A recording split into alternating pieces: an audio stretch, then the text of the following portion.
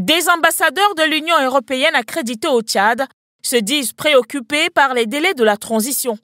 Ils ont fait savoir au cours de l'audience que leur a accordé le président du Conseil militaire de transition le 25 mai. Selon les autres diplomatiques, la période de transition de 18 mois prend fin dans 3 mois. Constat qui fait dire à Gordon Krisch, l'ambassadeur de l'Allemagne, que leur position sur la transition est claire, car ils ont fait le choix d'appuyer une transition inclusive, sauf qu'en même temps, ils constatent qu'il y a certains délais dans la transition qui préoccupent. Le Conseil militaire de transition n'a pas encore évoqué officiellement la question du renouvellement. Toutefois, les glissements d'agenda liés au report du dialogue national inclusif et au retard du pré-dialogue de Doha auront un impact sur le processus.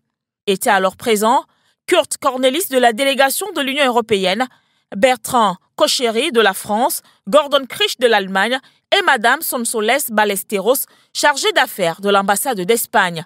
Outre le cas de la transition, les échanges du chef de l'État avec les diplomates européens ont également porté sur un tour d'horizon des différents domaines de partenariat de l'Union européenne avec le Tchad.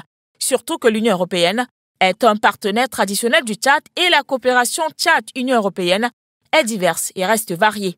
Elle couvre plusieurs domaines, notamment les infrastructures, l'accès à l'eau potable, le développement rural, l'énergie, l'aide humanitaire, la recherche de la paix, sécurité, la bonne gouvernance, les droits de l'homme, une liste loin d'être exhaustive.